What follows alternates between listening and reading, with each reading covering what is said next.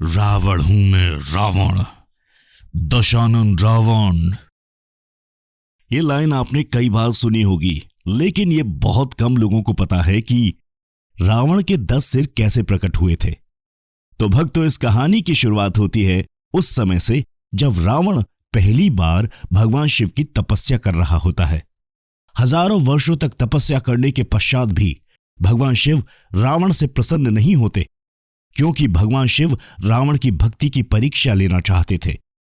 तभी एक दिन रावण भक्ति भाव में इतना डूब जाता है कि वो देवों के देव महादेव को खुश करने के लिए अपनी सिर की आहुति देने का निश्चय करता है और भक्ति भाव में वो भगवान भोलेनाथ को स्मरण करते हुए अपने सिर को अपने शरीर से काटकर अलग कर देता है। लेकिन हैरान की बात तब हो जाती है जब सिर काटने के बाद भी रावण की मृत्यु होने के बजाय वो जीवित ही रहता है और भोलेनाथ की कृपा से उसका दूसरा सिर प्रकट हो जाता है।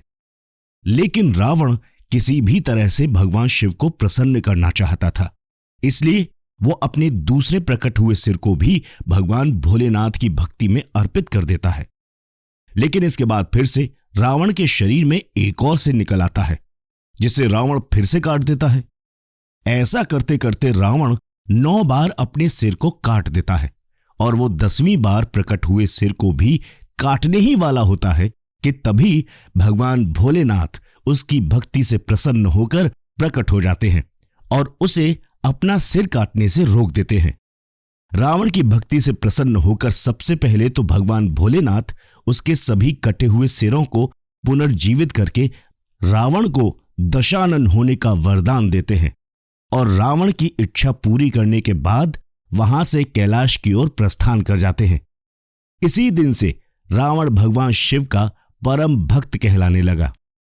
लेकिन रावण के 10 सिरों को लेकर कुछ लोगों का बिल्कुल अलग मानना है। इसे लेकर कुछ लोग ये मानते हैं कि रावण के 10 सिर नहीं थे, वो 10 सिर होने का भ्रम पैदा किया करता था, इसलिए दशानन कहलाता था। जैन शास्त्रों के अनुसार रावण के गले में 9 मणियों की माला थी।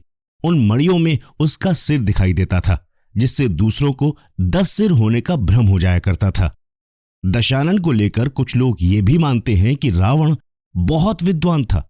उसे 6 दर्शन और 4 वेद कंठस्थ थे, इसलिए उसका नाम 10 कंठी भी था और बाद में 10 कंठी को ही लोगों ने 10 सिर मान लिया। आइए जाते जाते आपको रावण के 10 सिर किस प्रतीक से जुड़े हैं वो भी बता ही देते हैं। रावण का पहला सिर काम, दूसरा क्रोध, तीसरा लोभ, चौथा मोह, 5वां गौरव, 6ठा ईर्ष्या, 7वां मन, 8वां ज्ञान, 9वां चित्त और 10वां अहंकार के प्रतीक माने जाते हैं। तो भक्तों, ये थी रावण की दशानन होने की कथा।